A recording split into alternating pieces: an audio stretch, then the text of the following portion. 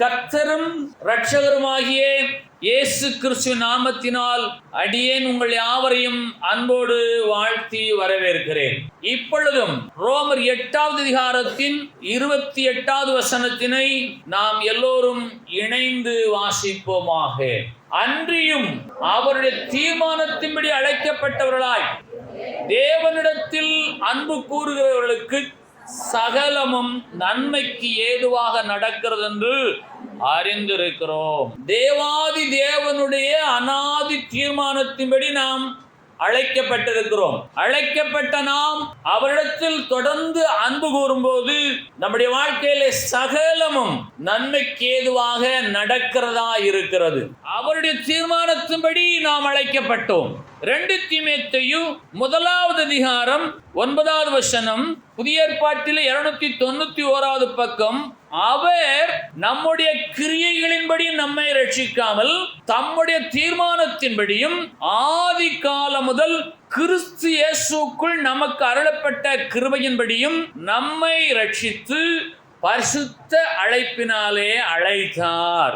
ரோமர் 8வது அதிகாரத்தின் 28வது வசனத்திற்கும் 2 தீமோத்தேயு 1வது அதிகாரத்தின் 9வது வசனத்திற்கும் நெருங்கிய தொடர்பு இருக்கிறது. தம்முடைய தீர்மானத்தின்படி பிதாவாகிய தேவன் தம்முடைய தீர்மானத்தின்படி ஆதிகால முதல் உலக தோற்றத்திற்கு முன்னதாகவே கிறிஸ்து இயேசுக்குள் நமக்கு அருளப்பட்ட கிருபையின்படி நம்மை ரட்சித்து பரிசுத்த அழைப்பினாலே நம்மை அழைத்தார். அவருடைய தீர்மானத்தின்படி அழைக்கப்பட்ட நீங்கள் அவரிடத்தில் தொடர்ந்து அன்பு கூறுவீர்களே ஆனால் சகலமும் உங்கள் வாழ்க்கையிலே நன்மைக்கு ஏதுவாகவே நடக்கிறதா இருக்கிறது.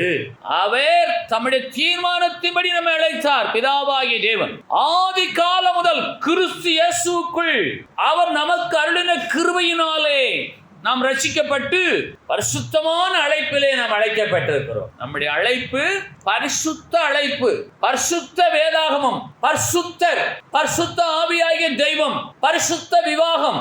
உலகத்திலேயே பரிசுத்தமான ஒரு புத்தகம் உண்டு என்று சொன்னால் அது இந்த வேதாகமம் மட்டுமே. ஆகவே நம்முடைய கரங்களில் இருக்கக்கூடிய இந்த வேதாகமத்திற்கு பெயர் பரிசுத்த வேதாகமம். இது பரிசுத்த வேதாகமம் என்று சொன்னால் மற்றவைகள் எல்லாம் பரிசுத்தம் அல்லாதவைகள் என்று அர்த்தம். ஏனென்று கேட்டால் இந்த பரிசுத்த வேதாகமம் தான் நம்மை பார்த்து சொல்லுகிறது, அவருடைய தீர்மானத்தின்படி நீங்கள் அழைக்கப்பட்டீர்கள். அநாதி காலம், ஆதி காலத்திற்கு முன்னதாக கிறிஸ்து இயேசுவுக்குள் நமக்கு அருளப்பட்ட கிருபையினாலே நாம் ரட்சிக்கப்பட்டோம். நம்மை அழைத்த தேவன் பரிசுத்தம் உள்ளவராய் இருக்கிறபடினாலே அவருடைய அழைப்பு பரிசுத்தமான அழைப்பு. நாமெல்லாம் பரிசுத்தவான்கள். தம்முடைய தீர்மானத்தின்படியாய் பிதாவாகிய தேவன் கிறிஸ்து இயேசுவின் மூலமாய் நம்மை ரட்சித்து நம்மை பரிசுத்த அழைப்பினாலே அழைத்து நாம் அவரில் அன்பு கூறும்படியாக நம்மை நியமித்து இந்த நாள் வரையிலும் நம்மை நடத்தி கொண்டிருக்கிறார். இடையிலேயே சில குழப்பங்கள் என்ன என்று கேட்டால், என்னை அழைத்த தேவன் என்னை கைவிட்டு விட்டாரோ, நான் மறக்கப்பட்டு விட்டேனோ, அவருடைய கிருபை எனக்கு இல்லையோ என்று நீங்கள் நினைப்பீர்களேயானால் ரோமர் 8வது அதிகாரத்தின் 28வது வசனத்தின் மைய பகுதி சொல்லுகிறது, அவரிடத்தில் அன்பு கூறுகிறவர்களுக்கு, தேவாதி தேவனிடத்தில் அன்பு கூறுகிறவர்களுக்கு சகலமும் நன்மைக்கு ஏதுவாக நடக்கிறது என்று அறிந்திருக்கிறோமே. ஆகவே அவரிடத்தில் அன்பு கூறுவது என்ன என்று கேட்டால் 1 கொரிந்தியர் 13:7 சொல்லுகிறது, அன்பு சகலத்தையும் சகிக்கும். அங்கே 4 விதமான வார்த்தைகள் சொல்லப்பட்டிருந்தாலும் சகிக்கும் என்ற வார்த்தைக்குள்ளாக அந்த 3 வார்த்தைகள் அடக்கும். ஆகவே நான் தேவாதி தேவனிடத்திலே அன்பு கூறுவது எதிலே என்று சொன்னால், இந்த வருஷத்தின் 7வது மாதத்தின் 14வது நாள் வரையிலும் என் வாழ்க்கையில உண்டாயிருக்கிற எல்லா சூழ்நிலையும் நான் சகிப்பேனேயானால் நான் அவரிடத்தில் அன்பு கூறுகிறவனாய் காணப்படுவேன். என்னுடைய வாழ்க்கையில் எது நடந்தாலும் நன்மைக்கு எதுவாக நடக்கும். அல்லேலூயா. அவருடைய தீர்மானத்தின்படி அழைக்கப்பட்ட என் வாழ்க்கையில் எது நடந்தாலும் நன்மைக்கு எதுவாக நடப்பதற்கு வழி என்ன என்று கேட்டால் அவரிடத்திலே நான் அன்பு கூற வேண்டும். ஆதி காலம் முதல் கிறிஸ்து இயேசுவுக்குள் நமக்கு அருளப்பட்ட கிருபையினால் ரட்சிக்கப்பட்டோம். பரிசுத்த அழைப்பினால் நம்மை அழைத்தார். இது தேவாதி தேவனுடைய தீர்மானத்தின்படியாய் நடந்த நிகழ்வாய் இருக்கிறது. அவருடைய தீர்மானத்தின்படி அழைக்கப்பட்ட நாம் செய்ய வேண்டிய ஒரு தீர்மானம் உண்டு. அவருடைய தீர்மானத்தின்படியாய் அழைக்கப்பட்ட நான் தனிப்பட்ட முறையிலே என் வாழ்விலே நான் செய்ய வேண்டிய தீர்மானத்தை குறித்து சங்கீதம் 17:3 சொல்லுகிறது, நீர் என் இருதயத்தை பரிசோதித்து அதை விசாரித்து என்னை புடமிட்டு பார்த்தும் ஒன்றும் காணாதிருக்கிறீர். என் தேவன் என்னை கைவிட்டு விட்டாரோ, நான் மறக்கப்பட்டு விட்டேனோ, அவருடைய கிருபை அற்று போயிற்றோ, நான் அவருடைய கிருபை இழந்து விட்டேனோ என்று சொல்லி என் இருதயத்தை அவர் பரிசோதித்து பார்த்தாலும், அதை விசாரித்தாலும், அதை புடமிட்டு பார்த்தாலும் அங்கே ஒன்றும் காணாதிருக்கிறார். காரணம் என்ன என்று கேட்டால், என் வாய் மீறாதபடிக்கு நான் தீர்மானம் பண்ணினேன். சங்கீதம் 17:3. அவருடைய தீர்மானத்தின்படி அழைக்கப்பட்ட நான் என் வாய் மீறாதபடிக்கு நான் தீர்மானம் பண்ண வேண்டும். என் வாயினாலே நான் அவிசுவாசமான வார்த்தைகளை பேசுவதை தவிர்க்க வேண்டும். என் வாய் இன்றைக்கு என்ன சொல்லிக் கொண்டிருக்க வேண்டும் என்றால், ரோமர் 8:28 சொல்லிக் கொண்டிருக்க வேண்டும். அவருடைய தீர்மானத்தின்படி அழைக்கப்பட்ட நான் அவரிடத்தில் அன்பு கூறுவபடினாலே என் வாழ்க்கையில எது நடந்தாலும் சகலமும் நன்மைக்கு ஏதுவாக நடக்கும் என்ற வார்த்தை என் வாயிலே உண்டாயிருக்கும்படி என்னை நானே பரிசீலித்து பார்ப்பேனாக. ஆகவே சங்கீதம் 17:3 நம்முடைய இருதயத்தை ஆராய்ந்து பார்க்கிற தெய்வம், நம்முடைய இருதயத்தை பரிசித்து பார்க்கிற தெய்வம், நம்முடைய இருதயத்தை புடமிட்டு பார்க்கிற தெய்வம். இருதயத்தின் நிறைவினால் வாய் பேசுகிறதா இருக்கிறபடினாலே உங்களுடைய இருதயத்தின் நினைவுகள் எப்படிப்பட்டதா இருக்கிறது? ஆகவே நீங்கள் சொல்லுங்கள், அவருடைய தீர்மானத்தின்படி அழைக்கப்பட்ட எனக்கு, அவரிடத்திலே அன்பு கூறுகிற எனக்கு எது நடந்தாலும் சகலமும் நன்மைக்கு எதுவாகவே நடக்கும். இந்த விசுவாச வார்த்தை உங்களுடைய இருதயத்தில் இருந்தால் உங்களுடைய வாய் அதையே பேசும். இந்த விசுவாச வார்த்தை உங்களுடைய இருதயத்தில் இருக்க வேணும். யாரோ ஒருவருடைய இருதயத்தில் இருந்து அவர் சொல்லுகிற வார்த்தையினாலே உங்களுக்கு ஆசீர்வாதம் உண்டாக ஏது இல்லை. உங்களுடைய இருதயம் கேடுள்ளதும் திருக்குள்ளதும் கல்லாலானதுமாய் இருந்தால் சகலமும் நன்மைக்கு எதுவாக நடக்க வாய்ப்பே இல்லை. ஆகவே தான் சங்கீதம் 17:3 அற்புதமாய் சொல்லுகிறது, நீர் என் இருதயத்தை பரிசோதிக்கிறீர், அதை விசாரிக்கிறீர், புடமிட்டு பார்க்கிறீர். ஆனாலும் என் இருதயத்திலே அவிசுவாசமான வசனம் வார்த்தை இல்லை. காரணம் என்ன என்று கேட்டால், என் வாய் மீறாதபடிக்கு நான் தீர்மானம் பண்ணினேன். காரணம், நீர் என்னை ஒரு தீர்மானத்தோடு அழைத்திருக்கிறீர். உம்முடைய தீர்மானத்தின்படியா என்னை அழைத்திருக்கிறீர். ரோமர் 8:28 2 தீமோத்தேயு 1:9 இரண்டையும் உங்களுடைய இருதயத்தில் நீங்கள் வைத்து என் வாழ்க்கையில் எது நடந்தாலும் அவருக்கு சித்தம் இல்லாமல் நடக்காது. ஆகவே இயேசு அற்புதமாய் சொல்லுகிறார், உன் விசுவாசத்தின்படி உனக்காக கடவுது. விசுவாசத்தின் அடிப்படையிலே தான் நாம் நன்மையான ஆசீர்வாதங்களை பெற்றுக்கொள்ள முடியும். தனிப்பட்ட முறையில் உங்களுடைய விசுவாச அளவை நீங்கள் பரிசீலித்து பாருங்கள். உங்களுடைய இருதயம் எந்த வார்த்தையினாலே நிரம்பி இருக்கிறது? ஆகவே சங்கீதம் 51:3 என் மீறுதல்களை நான் அறிந்திருக்கிறேன், என் வாய் மீறாதபடிக்கு நான் தீர்மானம் பண்ணினேன் என்று சொல்லுகிற தேவ பிள்ளைகள், என் மீறுதல்களை நான் அறிந்திருக்கிறேன், என் பாவம் எப்போது எனக்கு முன்பாக நிற்கிறது. யாரெல்லாம் ஒத்துக்கொள்ள போகிறோம்? நம்முடைய மீறுதல்கள் என்ன என்று நமக்கு தெரியும். என் வாய் மீறாதபடிக்கு தீர்மானம் பண்ணி இருக்கிறேன். என் மீறுதல்கள் என்ன என்று எனக்கே தெரியும். என் பாவம் எப்பொழுதும் எனக்கு முன்பாக நிற்கிறது.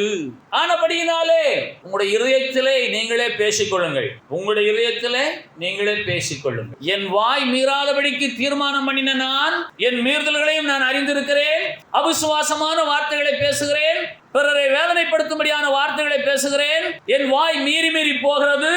ஆகவே கர்த்தருடைய பிள்ளைகளாக நீங்களும் நானும் இந்த நாளிலே நம்முடைய வாயின் வார்த்தையினாலே ஆசீர்வாதத்தை சுதந்திரித்துக் கொள்ள தகுதியுடையவர்களாய் மாறும்படிக்கு, உங்கள் வாய் மீறாதபடிக்கு நீங்கள் தீர்மானம் பண்ணி உங்கள் வாயினாலே சொல்லுவீர்களேயானால் ரோமர் 8:28 மனம் திறந்து வாய் விட்டு சொல்லுங்கள். அவருடைய தீர்மானத்தின்படி அழைக்கப்பட்ட எனக்கு, அவரிடத்தில் அன்பு கூறுகிற எனக்கு சகலமும் நன்மைக்கு ஏதுவாகவே நடக்கும்.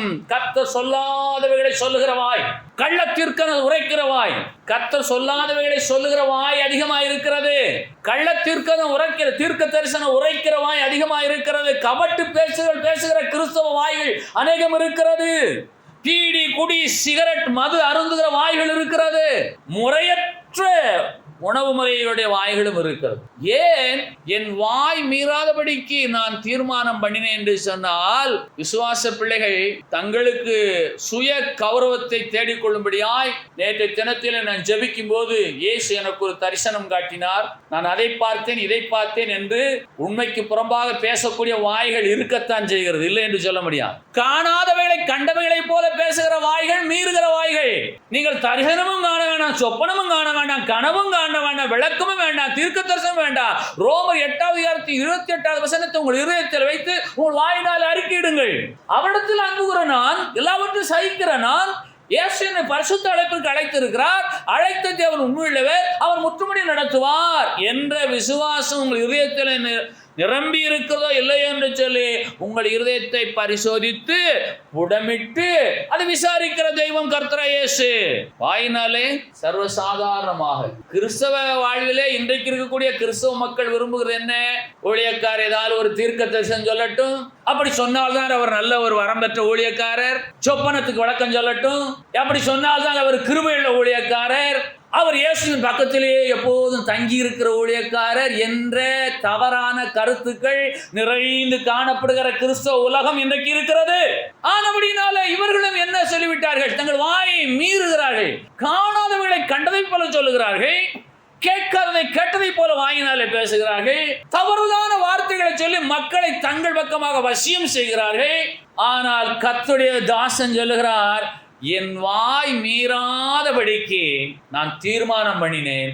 அவருடைய தீர்மானத்தின்படி அழைக்கப்பட்ட நான் அவரிடத்தில் அன்பு கூறுகிறபடினாலே என் வாழ்க்கையில எது நடந்தால் நன்மைக்கு ஏதுவாகத்தான் நடக்கும் என்று சொல்லி உள்ளதை உள்ளபடியே வெளிப்படுத்தக்கூடிய ஊழியக்காரர்கள் கிறிஸ்தவர்கள் என் நாட்களிலே குறைவு மறுக்க இயலாது. ஆயினால் இன்றைக்கு நீங்கள் தீர்மானம் பண்ணிக்கொள்ளுங்கள். அவர் என்னை பரிசுத்த அழைப்பினால் அழைத்திருக்கிறார், நான் அவரில் அன்பு கூறுகிறேன். என் வாழ்க்கையில எது நல்லதாகத்தான் நடக்கும், நன்மைக்கு எதுவாக நடக்கும். எனக்கு யாரும் சொப்பனம் சொல்ல வேணாம், தீர்க்க தரிசனம் சொல்ல வேணாம், வியாக்கியானம் சொல்ல வேணாம், எனக்கு தலையில கை வச்சு ஜெபம் கூட பண்ண வேண்டாம். எத்தனை பேருக்கு புரிகிறது? நீங்கள் சரியில்லாத பட்சத்திலே, சரியான வாழ்வு வாழாத பட்சத்திலே நன்மைக்கு எதுவாக நடக்க நீங்களே தடையாகி போவீர்கள்.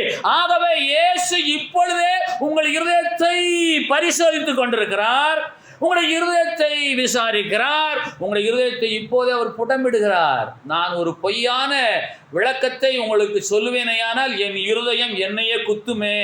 என் வாய் பேசின அந்த வார்த்தையினால என் இருதயம் காயப்படுகிறதே. ஆகவேதான் அவர் இருதயத்தை பரிசோதிக்கிறவர், அவர் இருதயத்தை விசாரிக்கிறவர், அவர் இருதயத்தை புடமிடுகிறவர். ஆனபடினால என் வாய் மீறாதபடிக்கு நான் தீர்மானம் பண்ணி இருக்கிறேன். அவருடைய தீர்மானத்தின்படி அழைக்கப்பட்ட நான், என் வாழ்க்கையில் உள்ள தீர்மானம் என்ன என்று கேட்டால் என் மீறல்களை நான் அறிந்திருக்கிறேன். எத்தனையோ முறை நான் மீறி நடந்திருக்கேன். ஒத்துக்கொள்வார்களா? நடுநிலையாக இருந்து சிந்திப்பார்களா? ஆகவே கர்த்தருடைய பிள்ளைகளாகிய நீங்களும் நானும் நம்முடைய இருதயத்திற்கு பதில் சொன்னால் போதும். ஒரு மனிதன் பயப்பட வேண்டியது அவனுடைய உள்ளான இருதயத்திற்கு பயந்தால் போதும். இந்த உலகத்தில் எந்த குற்றங்களும் கொலைகளும் அநீதியான சம்பவங்களும் நடக்காது.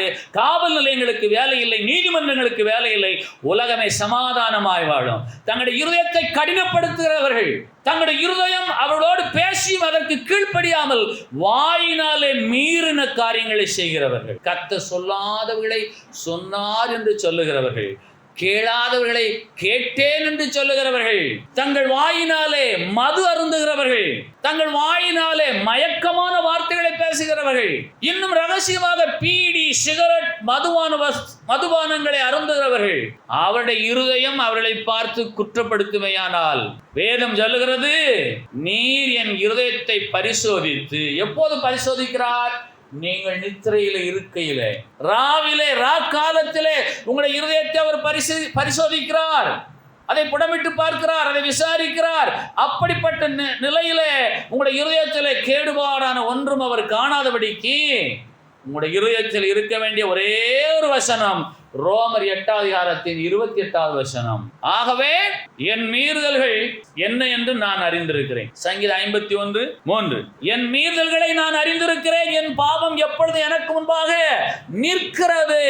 நான் பாவமே செய்யவில்லை என்று சொல்லி யாரும் சொல்ல இயலாது. கிறிஸ்தவர்கள் எல்லோருமே செய்யக்கூடிய ஒரு பாவம் இருக்கிறது. அது என்ன பாவம் என்றால் 1 யோவான் 3:4 வசனம், புதிய ஏற்பாட்டில் 327 பக்கம். பாவம் செய்கிற எவனும் நியாயப்பிரமாணத்தை மீறுகிறான், என் மீறுதல்களை நான் அறிந்திருக்கிறேன். 1 யோவான் 3:4. பாவம் செய்கிற எவனும் நியாயப்பிரமாணத்தை மீறுகிறான், நியாயப்பிரமாணத்தை மீறுகிறதே பாவம். அல்லேலூயா. என்னை என்று வேறு தேவர்களை உண்டாக்கவோ நமஸ்கரிக்கவோ சேவிக்கவோ வேண்டாம். என்னை அன்றி வேற யாரிடத்தில் நீ குறிகேட்க போக வேண்டாம், சோச்சம் கேட்க போக வேண்டாம், கள்ளத்திற்கு கேட்க போக வேண்டாம். நீ போவாயானால் நியாயப்பணத்தை மீறுகிறாய், உன் மீறுதல் உனக்கே தெரியுமே. எத்தனை பேர் யாராலும் வரம் பெற்ற ஊழியக்காரன் ஜோசி கேட்கிற மாதிரி போறது? எதுக்கு? அவரோடு பேசின கர்த்தர் என்னோடு பேச மாட்டாரா? எனக்கு அவருக்கும் சண்டையா? நான் அவருக்கு விரோதியா, அவர் எனக்கு விரோதியா? நியாயப்பிரமாணத்தை மீறுகிறதே பாவம். பாவம் செய்கிறவன் நியாயப்பிரமாணத்தை மீறுகிறான். என் மீறுதல்களை நான் அறிந்திருக்கிறேன், என் பாவம் எப்பொழுதும் எனக்கு முன்பாக நிற்கிறது. ஆனபடினாலே நியாயப்பிரமாணத்தை மீறாமலும் பாவம் செய்யாமலும் உங்களுடைய இருதயம் சுத்தமானதாய் காணப்படுவதற்கு நீங்கள் செய்ய வேண்டிய ஒரே ஒரு தீர்மானம், என் வாய் மீறாதபடிக்கு நான் தீர்மானம் பண்ணியிருக்கிறேன். எப்படி வாய் மீறும் என்று சொன்னால் நான் இன்னும் ஆசீர்வதிக்கப்படவே இல்லையே. ஆசீர்வதிக்கப்பட்டு தான் நாம் இருக்கிறோம். அறிந்து கொள்ளுங்கள், நான் ஆசீர்வாதத்துக்குள்ளாக வாழ்கிறேன் என்ற உணர்வு உங்களுக்கு இருந்தால் நீங்கள் ஆசீர்வாதமாக இருப்பீர்கள். ஆசீர்வாதம் என்பது மனம் சார்ந்தது. மனநிலை சரியில்லாத ஒருவனை நீங்கள் அழைத்து சென்று ஒரு குளிரூட்டப்பட்ட அறையிலே அமர வைத்து அவனுக்கு உச்சிதமான உணவுகளை கொடுத்து அவனை உயரமான ஒரு படுக்கையில படுக்க வைத்தாலும் அவன் எழுந்திருந்து வெளியிலே சென்று வெயிலிலே காய்வதையே உயர்வாக எண்ணுவான். ஆசீர்வாதம் என்பது அவரவருடைய மனநிலை சார்ந்தது. நான் ஆசீர்வாதமாக இருக்கிறேன், அவருடைய தீர்மானத்தின்படி அழைக்கப்பட்ட நான் அவரிடத்தில் அன்பு கூறுகிறபடினாலே என் வாழ்க்கையில என் இயேசு எப்போதும் நன்மையை செய்கிறார் என்ற விசுவாசமே, அதுதான் ஆசீர்வாதம். நோயற்ற வாழ்வு ஒரு ஆசீர்வாதம், பசி இல்லாமல் உணவு என்பது ஒரு ஆசீர்வாதம், படுத்த உடனே நல்ல தூக்கம் வருவது ஒரு ஆசீர்வாதம். யாருக்கெல்லாம் இப்ப நல்லா தூக்கம் வருது? செழிப்பு என்று சொல்லி ஜனங்கள் ஏமாந்து கொண்டிருக்கிறார்கள். மது அருந்தினால் தான் எனக்கு தூக்கம் வரும், என்ன சாப்பிட்டாலும் என் வயிறு நிறையவில்லை, வயிறெல்லாம் மத என்று எரிகிறது, ஏதாவது மருந்து மாத்திரை சாப்பிட்டு கொண்டே இருக்கிறேன், நான் நோயாளியாகி போனேன். எத்தனை நபர்கள் இந்த பூமியில் இருக்கிறார்கள்.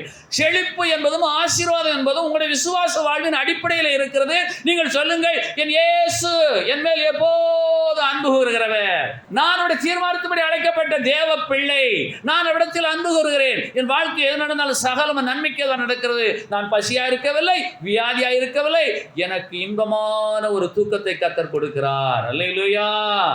ஆகினால உலகம் பார்க்கிற செழிப்பு வேறு, வேதாகமம் சொல்லுகிற செழிப்பு வேறு. நீதிமானுடைய நித்திரை இன்பமா இருக்கும் என்று சொன்னால் ஒவ்வொரு நாளும் அவன் தூங்கும் போது அவருடைய இருதயத்தை அவர் பரிசோதித்து அதை புடமிட்டு அதை விசாரித்தாலும் அவனுக்குள்ளாக எந்த குறையும் இல்லை. அவன் எப்போதும் கர்த்தர் இயேசுவையே விசுவாசிக்கிறவன், அவன் வாய் மீறாதபடிக்கு அவன் தீர்மானம் பண்ணி இருக்கிறவன், அவன் வாய் திறந்து பேசினால் அவன் விசுவாச வார்த்தைகளே பேசுகிறவன். ஆயினால் நீங்கள் விசுவாச வார்த்தைகளை பேச கற்றுக்கொள்ளுங்கள், நம்பிக்கையோடு அவைகளை அறிக்கையிடுங்கள். உங்கள் மீறுதல்கள் உங்களுக்கே தெரியுமே, உங்களுடைய பாவம் உங்களுக்கு முன்பாக நிற்கிறதே. நீங்கள் வேத புத்தகத்தை வைத்துக் கொண்டு ஜோசி புத்தகத்தை எடுத்து போனவர்கள் தானே. நீங்கள் குறியேற்க வேண்டும் என்று சொல்லி இங்கே இருந்து 8 மாடிக்கு போனவர்கள் தானே. மறுக்க முடியுமா? 40 ஆண்டுகளுக்கு முன்பாக இப்படிப்பட்ட நிலை இல்லை. அவர்கள் வேதத்தை வாசித்து தனிப்பட்டவர்கள் வாசித்து தேவனாய் கர்த்தரோடு நெருங்கி ஜீவித்தார்கள். அவருடைய வாழ்க்கையில பரிசுத்தமான அழைப்பு பூரணப்பட்டது. இன்றைக்கெல்லாம் கமிஷன் ஏஜென்ட்.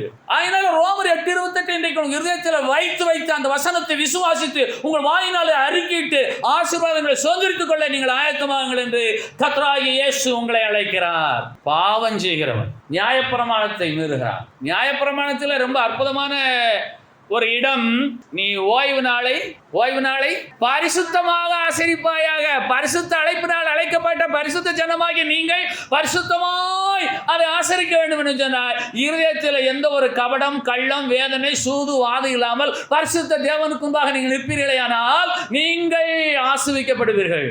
ஏனென்றால் சங்கீதம் 51:3 சொல்லுகிறது, என் பாவம் எப்பொழுது எனக்கு முன்பாக நிற்கிறது, என் மீறுதல்களை நான் அறிந்திருக்கிறேன். அல்லேலூயா. யாருக்கெல்லாம் இந்த வேத வசனம் ரொம்ப சூட்டபிளா இருக்குன்னு அவங்க இருதயமே பேசிக்கிட்டு இருக்கும். புரியுமா உங்களுக்கு? இதை பேசுகிற நான் எப்படிப்பட்டவன் என்று சொல்லி ஏன் இது என்னை பார்த்து கேள்வி கேட்கும். ஆகவே கர்த்தருடைய பிள்ளைகளாக நம்முடைய இருதயம் சுத்த இருதயமாய் மாறுவதாக அவர் இருதயத்தை பரிசோதிக்கிறார், அந்த இருதயத்தை விசாரிக்கிறார், அந்த இருதயத்தை அவர் புடமிட்டு பார்க்கிறார். அந்த இருதயத்தில் ஒன்றும் காணாதிருக்க காரணம் என்ன என்று கேட்டால், இவன் வாய் மீறாதபடிக்கு. உங்களுக்கு தெரியுமா, நீங்கள் பகலில் யாரோடு அதிகமாய் சண்டை ஓட்டீர்களோ அதை தூக்கத்திலையும் சண்டை ஓடுவீர்கள். நீங்க பகலில் என்னென்னவெல்லாம் பேசினீர்களோ அது தூக்கத்திலும் பேசுவீர்கள். நீங்கள் பேசின வார்த்தை உங்கள் காதுகள் வழியாக சென்று உங்கள் மூளையில் பதிந்து அது தூக்கத்திலும் புலம்புகிறது. ஆகவேதான் ராக்காலங்களிலே அவர் உங்களுடைய இருதயத்தை பரிசோதித்து விசாரித்து புடமிட்டு பார்த்தோம், அது ஒன்றும் காணாதிருக்கிறார். காரணம், பகலிலே இவர் வாய் மீறவில்லை. ஆகவே கண் விழித்திருக்கையிலே சுய நினைவிலே பகலிலே எப்போதும் கர்த்தராகிய இயேசுவை குறித்தே பேசுங்கள். என் தேவனாய் கர்த்தரை நடத்துகிறார் என்று சொல்லுங்கள். தூக்கத்திலும் கூட என்ன சொல்வீர்கள்? கர்த்தர் என்னை நடத்துகிறார் என்று சொல்லி. ஆகவே கர்த்தருடைய பிள்ளைகளாகிய நீங்களும் நானும் இன்றைக்கு எடுக்க வேண்டிய தீர்மானம் என்ன என்று கேட்டால், வாயை திறந்து மீறி பேசக்கூடாது. வாயினாலே வசனங்களை அறிக்கையிட வேண்டும். சங்கீதம் 39:1, என் நாவினால் பாவம் செய்யாதபடிக்கு நான் என் வழிகளை காத்து துன்மார்க்கர் எனக்கு முன்பாக இருக்க மட்டும் என் வாயை கடிவாளத்தால் அடக்கி வைப்பேன் என்றேன். நம்முடைய வாய் என்ன செய்ய வேண்டும்? கடிவாளத்தை அறிந்தவர்கள் எத்தனை பேர்? இரும்பாலான ஒரு வில்லை, அந்த வில்லையை வாயிலை வைத்து நாக்குக்கு மேலே அழுத்தி 2 தோள்களினாலே இறுக பிடித்து திருப்பக்கூடிய ஒரு வில்லை, கடிவாளம். அப்போ என் வாய் மீறாதபடிக்கு நான் தீர்மானம் பண்ணினேன். என் மீறுதல் எப்போது எனக்கு முன்பாக இருக்கிறபடினாலே, நான் நியாயப்பிரமாணத்தை மீறி இருக்கிறபடினாலே இப்பொழுது நான் செய்ய வேண்டியது என்ன என்று கேட்டால், என் நாவினால் பாவம் செய்யாதபடிக்கு, என் நாவினால் பாவம் செய்யாதபடி என் வாயை கடிவாளத்தால் அடக்கி வைப்பேன் என்றேன்.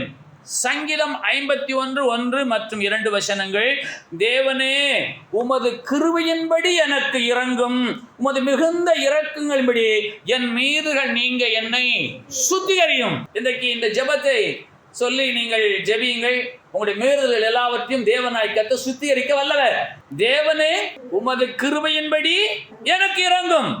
ஆதி காலம் முதல் கிறிஸ்து இயேசுவுக்குள் நமக்கு அருளப்பட்ட கிருபையின்படி ரட்சிப்பை பெற்ற நாம், பரிசுத்த அழைப்பை பெற்ற நாம், தம்முடைய தீர்மானத்தின்படி நம்ம அழைத்த தேவனாய் கர்த்தரிடத்தில் மீண்டுமாக சென்று, தேவனே உமது கிருபையின்படி மறுபடியும் எனக்கு இறங்கும். அவருடைய கிருபையினாலே தான் ரட்சிக்கப்பட்டோம். மீண்டுமாக அவருடைய கிருபை இல்லாமல் நான் வாழ முடியாது.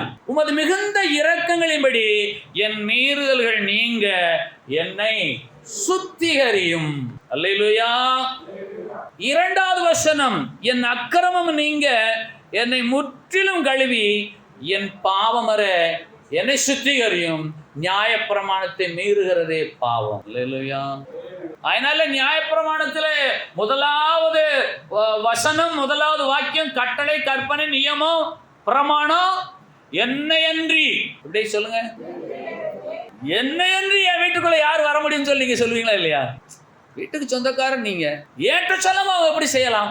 3 பிள்ளைகள் இருக்கிறது, என்னையன்றி இவன் எப்படி வீட்டுக்குள்ளே வரலாம்? என்னையன்றி இப்படி வெளியே போகலாம்? ஏற்ற சொல்ல மனிதனுக்கே அப்படி ஒரு வைராக்கியம் இருக்குமேயானால் தேவனாய் கர்த்தர் சொல்லுகிறார், என்னையன்றி வேற தேவர்களை நீ உண்டாக்க வேண்டாம், சிருஷ்டிக்க வேண்டாம், நமஸ்கரிக்க வேண்டாம், சேவிக்க வேண்டாம். இந்த நாளும் நடந்துட்டு தான் இருக்கு. இவங்களா யாரையாலும் தெய்வமாய்க்கிறது? அவர் சொன்னார்னா எங்களுக்கு நல்லா நடக்கும். அவருக்கு சொல்றவர் யாரு? அறிவு உண்டா? என்னையன்றி. நியாயப்பிரமாணத்திலே முதலாவது வார்த்தை என்னையன்றி உன்னால் ஒன்றும் செய்ய இயலாது, அதை அறிந்துகொள். நானே உன் தேவனாகிய கர்த்தர். நீங்க சொல்ல மாட்டீங்களா? இந்த வீட்டுல என்னால என்றீங்க ஒண்ணு நடக்காது சொல்றீங்களா? சொல்லலையா? எத்தனை சொல்லிட்டு இருக்கோம். அப்ப நாம் அப்படி சொல்லும் போது அவர் சொல்ல மாட்டாரா? என்னையன்றி நானே உன் தேவனாகிய கர்த்தர், நான் மாறாதவர். அவர் எத்தனை சொன்னாலும் இவங்களுக்கு அது மூளையில பதிகிறதே இல்லை. என்னையன்றி. நியாயப்பிரமாணத்தை மீறினவர்கள் அவரை என்று என்னெல்லாம் செய்கிறார்களோ அவர்களெல்லாம் பாவம் செய்தவர்கள். ஆனபடியினாலே என் பாவம் வர என்னை சுத்திகரியும். அவரை என்று யாரெல்லாம் எதையெல்லாம் செய்கிறார்களோ அவரெல்லாம் பாவம் செய்கிறவர்கள். என் பாவம் எப்பொழுது எனக்கு முன்பாக நிற்கிறது, என் மீறுதல்களை நான் அறிந்திருக்கிறேன். பாவம் செய்கிறவன் நியாயப்பிரமாணத்தை மீறுகிறார், நியாயப்பிரமாணத்தை மீறுகிறதே பாவம். ஆனபடியினாலே என் பாவம் வர என்னை சுத்திகரியும். சங்கீதம் 51:2, என் அக்கிரமம் நீங்க என்னை முற்றிலும் கழுவி அருளும். எப்படி கழுவ முடியும்? எப்படி கழுவ முடியும்? முடியும். நடந்து முடிந்திருக்கிறது. அது இப்போதும் நடக்கும், இனிமேலும் நடக்கும். ரோமர் 5வது அதிகாரம் 18வது வசனம். ஆகையால் பக்கம் 213, ரோமர் 5:18. ஆகையால் ஒரே மீறுதலினாலே எல்லா மனுஷருக்கும் ஆக்கினைக்கு ஏதுவான தீர்ப்பு உண்டானது போல, ஒரே மீறுதலினாலே எல்லா மனுஷருக்கும் ஆக்கினைக்கு ஏதுவான தீர்ப்பு உண்டானது போல, ஒரே நீதியினாலே எல்லா மனுஷருக்கும் ஜீவனை அளிக்கும் நீதிக்கு ஏதுவான தீர்ப்பு உண்டாயிருக்கிறது. நீங்கள் வேத புத்தகத்தில் இந்த வசனத்தை வாசிச்சா உங்களுக்கு புரியாது. அதை வழக்கத்தின்படியே ஒரு காகிதத்தில் தனியா எழுதுவீர்களேயானால் அது உங்களுக்கு புரியும். ஒரே ஒரு மனிதனுடைய மீறுதல். முதலாவது ஆதாம் மீறினபடியினாலே ஆக்கினை தீர்ப்பு உண்டானது. இரண்டாவது ஆதாமாகிய இயேசு கிறிஸ்து நீதிபரர், அவர் நீதி செய்தபடியினாலே எல்லா மனுஷருக்கும் ஜீவன் உண்டாயிருக்கிறது. அப்ப முதலாவது மனிதன் எதில மீறினான்? வாயினாலே மீறினான், ஆகாரத்தில் விழுந்து போனான். இஸ்ரவேல் ஜனங்கள் மீறின இடம் ஆகாரம், ஆதாமும் ஏவாள் விழுந்து போன இடம் ஆகாரம். வாயினாலே ஒரு பாவத்தை செய்தார்கள், அதை புசித்தார்கள். ஆகவே முதல் மனிதன் ஒரே ஒரு மீறுதலை செய்தபடினாலே எல்லாருக்கும் ஆக்கினை உண்டானது. அதே போல ஒரே ஒரு நீதியினாலே கர்த்தராகிய இயேசு கிறிஸ்து சொல்லுகிறார், லூக்கா 22:22 சொல்லுகிறார், தீர்மானிக்கப்பட்டபடியே மனுஷகுமாரனாகிய நான் போகிறேன், என்னை காட்டிக் கொடுக்கிறவனுக்கு ஐயோ என்று இயேசு சொல்லுகிறார். காரணம் என்ன என்று கேட்டால், அவராலே, அவருடைய நீதியினாலே எல்லா மனுஷரும் ஜீவனை அடைய வேண்டும் என்பதற்காக. நீதிக்கு ஏதுவான தீர்ப்பு இயேசுவாலே உண்டாயிருக்கிறபடினாலே, இயேசு சிலுவையிலே சிந்தின ரத்தத்தினாலே நம்முடைய பாவங்கள் சுத்திகரிக்கப்படுகிறது, நம்முடைய சாபங்கள் மாறுகிறது. அவர் ரத்தத்தின் வல்லமை நம்மை அக்கிரமங்கள் மீறுதலிலிருந்து விலக்கி நீதியின் பாதையிலே நம்ம நடத்துகிறதா இருக்கிறபடினாலே நாம் என்ன சொல்ல வேண்டும்? 1 யோவான் 1:7 வசனத்தின்படி அவருடைய குமாரனாகிய இயேசு கிறிஸ்துவின் ரத்தம் சகல பாவங்களை நீக்கி நம்மை சுத்திகரிக்கின்றதை போல என்னை சுத்திகரிக்கிறது. மீண்டுமாக அவரிடத்தில் சென்று, தேவனே உமது கிருபையின்படி எனக்கு இறங்கும், உமது மிகுந்த இரக்கத்தின் மீறுதலை சுத்திகரியும், என் அக்கிரமம் என்னை முற்றிலும் கழுவி என் பாவமறை என்னை சுத்திகரியும் என்று எவரொருவர் கேட்கிறார்களோ அவருடைய வாழ்க்கையில சகலமும் நன்மைக்கு எதுவாகவே நடக்கும். அப்படி ஜெபிக்கிற கிறிஸ்தவர்கள் இருக்கிறார்களா? கர்த்தாவே, இன்றைக்கு காலையில முதல் இந்த தூக்கத்துக்கு வருவரையிலும் எத்தனை இடங்களில் நான் பாவம் செய்துவிட்டேன், உம்முடைய கிருபையினாலே என் அக்கிரமங்களையும் மீறுதலை மன்னியும், ரத்தத்தினாலே என்னை சுத்திகரியும், பாவமறை என்னை கழுவும் என்று சொல்லி ஜெபிக்கிற கிறிஸ்தவர் யார்? இருதயத்தில் அந்த உணர்வு உண்டா? ஆனாலும் அவர் ஆதிகாலம் முதல் கிறிஸ்து இயேசுவுக்குள் நமக்கு அருளப்பட்ட கிருபையின்படி இன்றைக்கும் அவர் நம்மை ரட்சித்து பரிசுத்தமுள்ள ஜனங்களை போல காணப்படுகிறோம். பரிசுத்தமுள்ள ஜனங்கள் அல்ல, பரிசுத்தமுள்ள ஜனங்களை போல. திரைமறைவிலே மீறுதல்கள், திரைமறைவிலே பாவங்கள், என் மீறுதல்களை நான் அறிந்திருக்கிறேன் என்று சொல்லுகிற கிறிஸ்தவன் யார்? மை வைக்கிற கிறிஸ்தவர்கள் வந்திருக்கிறார்கள், வசியம் பண்ணுகிற கிறிஸ்தவர்கள் வந்திருக்கிறார்கள், பொய் சொல்லுகிற கிறிஸ்தவர்கள் வந்திருக்கிறார்கள். ஆனால் இயேசு ஆதி காலம் முதல் நமக்கு அருளப்பட்ட கிருபையின்படியே அவர் இன்றைக்கு நம்மை ரட்சித்து பரிசுத்தவானாக, பரிசுத்தவாட்டியாக அவருடைய பாதத்தில் அமர செய்திருக்கார் என்று சொன்னால் அது அவருடைய கிருபை, மாறாத கிருபை. அல்லேலூயா. ஆகவே நீங்கள் விளங்கிக் கொள்ள வேண்டிய ஒரே ஒரு வசனம் ரோமர் 8:28 வசனம். அவருடைய தீர்மானத்தின்படிதான் நான் கிறிஸ்தவனானேன். அவருடைய தீர்மானத்தின்படிதான் நான் கிறிஸ்தவ வாழ்ந்து கொண்டிருக்கிறேன். ஆனால் நான் அவரிடத்தில் அன்பு கூறாமல் மீறி செய்கிற செயல்களினாலே எனக்கு வேதனை உண்டாகிறது, நன்மை உண்டாகவில்லை. ஒத்துக்கொள்ளப்பவர்கள் எத்தனை பேர்? மனிதனுடைய நாட்கள் அஞ்சற்காரன் ஓட்டத்தை போல இருக்கிறது யோபு சொல்லுகிறார். மனித நாட்கள் புகையை போல இருக்கிறது யோபு சொல்லுகிறார். கொஞ்ச காலம் தோன்றி பின்பு தோன்றாமல் போகிற புகைதான் மனித வாழ்வு. மனிதனுடைய வாழ்க்கை புல்லு கொப்பா இருக்கிறது. இந்த ஒரு வாழ்விலே, கொஞ்ச காலம் புகையை போன்ற இந்த வாழ்விலே, அஞ்சற்காரன் ஓட்டத்தை போன்ற இந்த வாழ்விலே ஏன் உண்மையாய் வாழ முடியவில்லை என்று சொன்னால், உலக ஜனங்களை பார்த்து பார்த்து பார்த்து இருதயம் சோர்ந்து போனபடியினால். ஆகவே நீங்களும் நானும் நம்முடைய இருதயத்தில் வைத்து வைக்க வேண்டும். நம்முடைய இருதயத்தை தேவனாய் கர்த்தர் பரிசோதிக்கிறவர், அதை விசாரிக்கிறவர், அதை புடமிட்டு பார்க்கிறவர். அந்த இருதயத்திலே மீறுதல்களை அவர் காணக்கூடாது என்றால், என் வாய் மீறாதபடிக்கு நான் தீர்மானம் பண்ணி இருக்கிறேன். என்னை அழைத்த தேவனாய் கர்த்தருடைய தீர்மானத்திற்கு என்னை நானே ஒப்புக் கொடுக்க என்று சொன்னால், அவருடைய தீர்மானத்தின்படி கிறிஸ்தவனான எனக்கு அவரிடத்தில் அன்பு கூற எனக்கு என் வாழ்க்கையில சகலமும் நன்மைக்கு அதுவாக நடக்கும் என்ற விசுவாசத்தின்படியே உங்களுக்கு நன்மை உண்டாகும். எல்லாருமே முழங்கால் படி.